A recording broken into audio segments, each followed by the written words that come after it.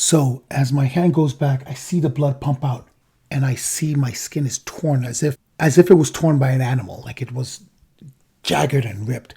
And I just brought my hand back and I grabbed it, and I could feel the blood pulsing into my hand. So I threw my hand up in the air. So I ran upstairs. I was running upstairs. I was like, I need somebody to tie something. I need somebody to tie something. I kept saying that. And the guy that comes out of a club is a classmate of mine. His name was Ilyasu Sani. And we called him Masses. And he came out and he was the only person that acted. Masses ripped the sweater off this guy's neck so fast that he said he got burned. He felt burnt on his neck. That Masses ripped it off his neck so fast and started to tie it around my hand. I'm always still happy that I had the presence of mind to say something because no one knew what to do. And then I looked to my friend and cousin, Schweib Mahmoud, and I was like, I gotta get to a hospital. So he goes, come on. We're running out to his car.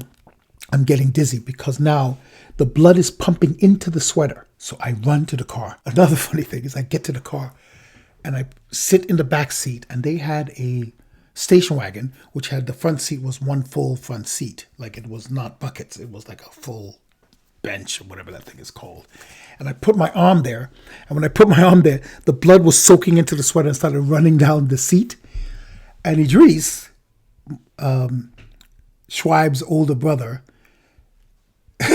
started the car but looked and saw the blood and tried to stop the blood from getting on his clothes.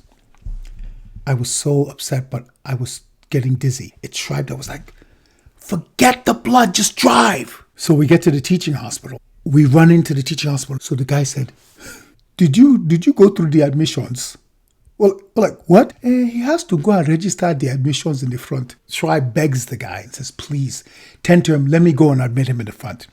So he takes me into a room. All this time I feel my pulse. I'm getting woozy. But because Masses tied this thing so tight and the blood was congealing inside the sweater, it was stopping the blood from leaving my body. I need to tie this thing or you'll bleed or you will die.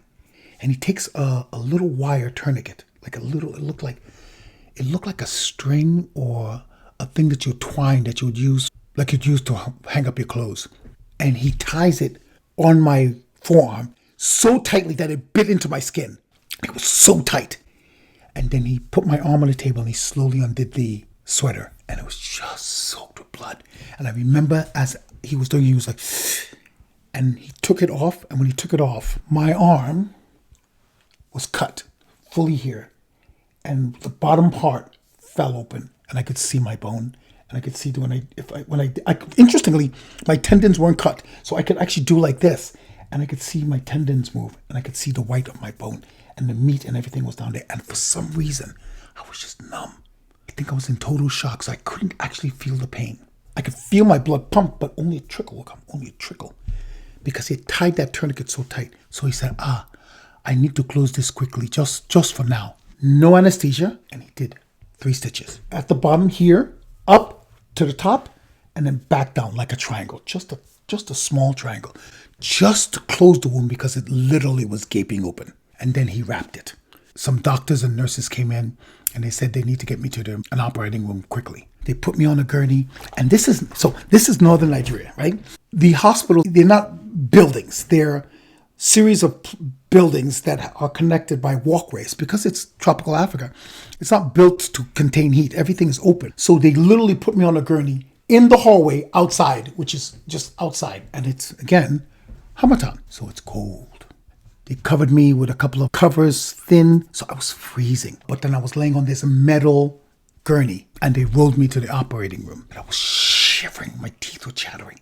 I had lost so much blood. They wheeled me into the operating room. I'll never forget it.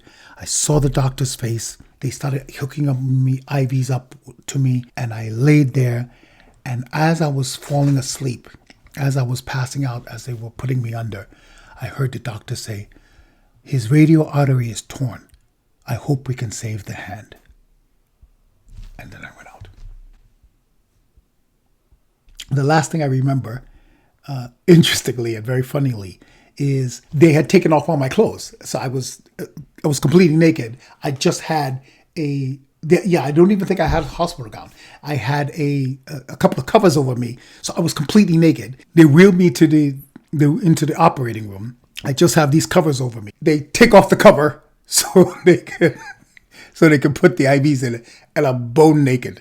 And I remember lying there going, that's just great. I'm lying here butt naked. And in the great words of Seinfeld, it was cold.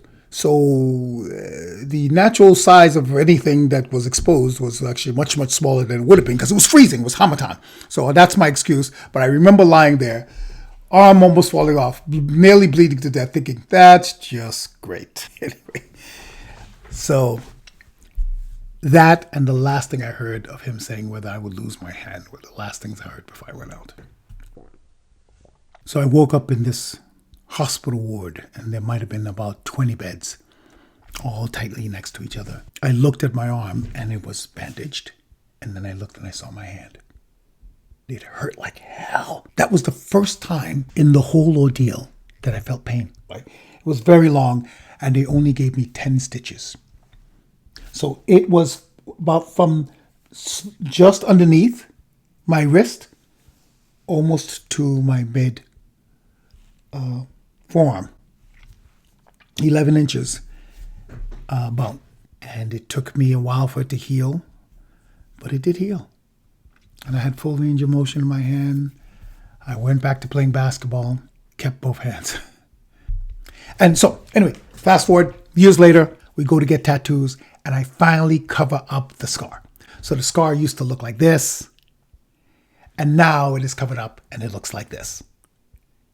So now it is a beautiful testament, and I think I will do the same thing to my chest scar.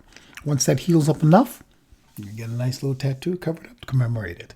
Anyway, that's the story about the bar fight. It was kind of gruesome, a little emotional because I thought about it. My life would have been infinitely different if I had lost that hand or bled out and not been around to tell the story.